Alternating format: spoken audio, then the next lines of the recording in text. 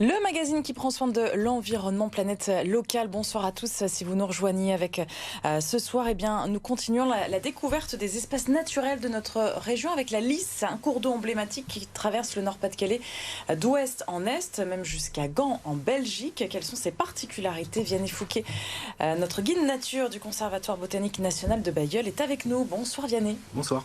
Et merci beaucoup d'être avec nous, notre partenaire aussi de Terre et Territoire avec Églantine. Ça va Églantine? Ça va.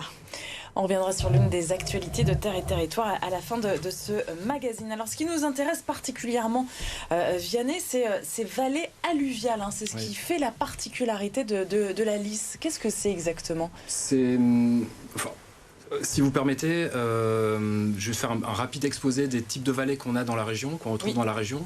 Parce qu'aussi plate soit-elle, notre région dispose d'une belle diversité de vallées. Il y a d'abord des vallées sèches, qu'on retrouve plutôt sur les plateaux crayeux de la Somme et de l'Oise. Les vallées sèches sont d'un autre temps, elles ont été creusées il y a 20 000 ans, en pleine période glaciaire, par des eaux de ruissellement qui ont creusé ces vallées sur un sous-sol gelé en permanence. La glace a fondu, les eaux se sont infiltrées. On a aussi des vallées tourbeuses, et on en a parlé au cours d'une émission précédente avec la vallée de la Somme, qui est l'un des plus beaux exemples en région, et pour laquelle on a une responsabilité à l'échelle régionale. La vallée tourbeuse est molle, et le nom celtique de la Somme le montre bien, c'est Samara. Et Samara, ça veut dire rivière calme, rivière tranquille. Ah oui. La vallée tourbeuse est molle parce que son cours d'eau est alimenté au compte-gouttes par des sources qui émanent du plateau crayeux. Et puis on a les vallées alluviales, justement, avec celle de la Lys en l'occurrence, qui sont plutôt des vallées fougueuses, qui sont plutôt des vallées impétueuses. Où il y a de la vie, quoi, c'est ça? Oui, alors il y a aussi de la vie dans des vallées tourbeuses, mais disons que le caractère des vallées alluviales est beaucoup plus détrempé, si je puis me permettre. Pour le coup, c'est la vallée alluviale de l'Oise, et pas celle de la Lys, qui est le plus bel exemple en région. Et le nom celtique de l'Oise, en l'occurrence, c'est Isara. Et Isara, ça veut précisément dire la fougueuse, l'impétueuse. Donc, la vallée alluviale, c'est une vallée où le cours d'eau est fait pour déborder régulièrement, parce que ce cours d'eau est alimenté par les eaux de pluie. Voilà. Donc c'est un cours d'eau et son art de vivre. Et derrière, ça crée une mosaïque de milieux naturels, des paysages, qui ont tous une même passion pour l'eau, des fossés, des becs, des mares, des noues, des prairies humides, des ripisylves, des forêts qui encadrent ces cours d'eau. Donc c'est ça qui définit la vallée alluviale, c'est qu'il y a vraiment plusieurs types de paysages dans une seule et même vallée, en fait. Précisément, c'est le principe des poupées russes. En fait, la vallée alluviale, c'est un paysage qui est complexe. C'est un paysage qui est fait de paysages. C'est un écosystème qui est fait d'autres écosystèmes, à l'instar de la forêt, qui est faite de clairières, qui est faite de layons, qui est faite de mares forestières. Est-ce qu'elles sont proches de nous, du coup, ces vallées alluviales? Est-ce que nous, une fois qu'on a le pied à terre, on peut s'en rendre compte, on peut le voir de nos propres yeux? C'est surtout l'homme qui est proche des vallées alluviales. Et c'est un souci, on l'a vu avec les inondations, parce que c'est le fonctionnement écologique même d'une vallée alluviale d'avoir un cours d'eau qui déborde.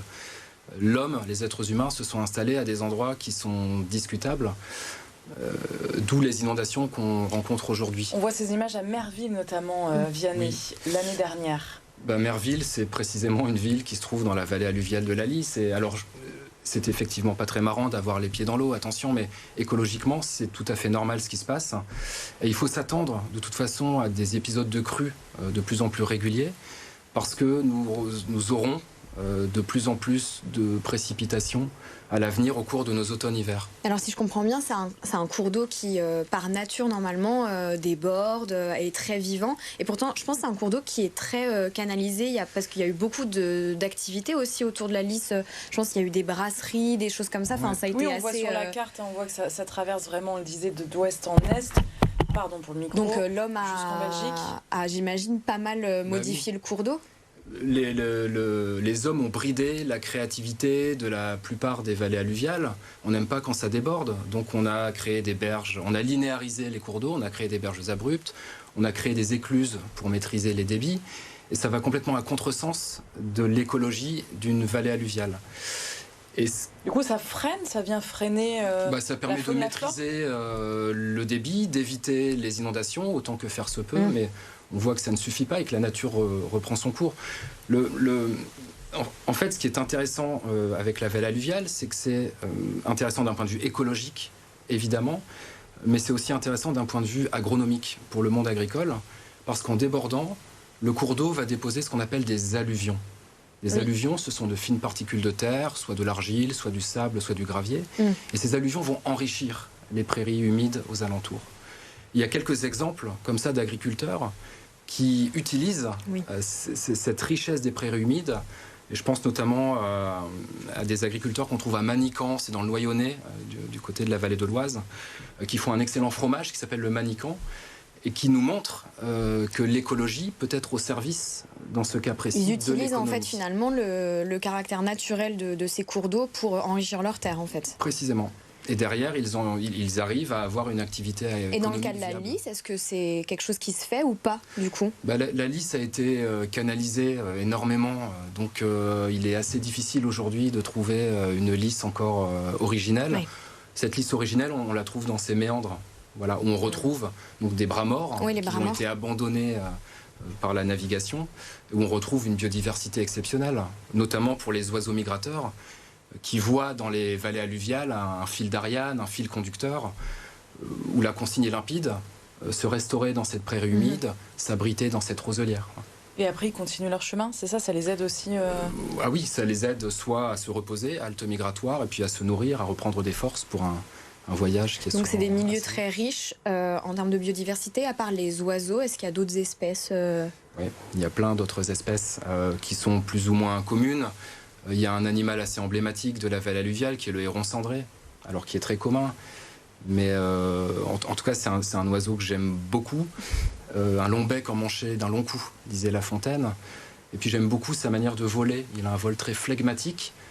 Et j'ai toujours ce souvenir, quand je me balade en bord de Lys, c'est un peu chez moi, j'apprécie toujours de voir le héron fendre le ciel de son vol flegmatique. Et à un moment donné, il va pousser un cri très guttural. Et je vois toujours en ça une manière de nous dire, c'est le clap de fin, chacun chez soi, la journée est terminée. Vous voyez des signes comme ça? Bah oui, parce que j'essaie d'être attentif à ce qui m'entoure et à la beauté de la nature. Ouais. Du coup, si c'est un milieu aquatique, j'imagine qu'il y a aussi des poissons. Oui, alors c'est un milieu aquatique et humide, mais alors du côté des poissons, difficile de passer à côté du brochet, qui est l'animal totémique de la vallée alluviale, son portrait chinois. Parce que le brochet, pour se reproduire, a besoin de quitter le cours d'eau principal pour gagner une prairie inondable qui est sous les eaux, et c'est là qu'il va déposer sa ponte. Donc la migration du brochet, elle est latérale. Ah oui. Il fait un pas de côté. Merci beaucoup Vianney encore une fois pour cet éclairage. Vous nous embarquez à chaque fois, c'est un plaisir. Le bon geste pour la planète, c'est une habitude chaque mercredi et ce soir c'est avec Églantine. C'est quoi votre bon geste pour cette année? C'est essayer de ne absolument pas prendre l'avion. C'est pas toujours simple. Parfois, il faut couper la poire en deux. Ça peut être faire l'aller en train, le retour en avion si vraiment c'est trop compliqué. Et puis, penser à des alternatives, le ferry, le covoiturage, les bus. On a un réseau quand même assez riche en France, donc on peut aller loin, facilement. Merci Églantine. On continue avec l'actualité de Terre et Territoire.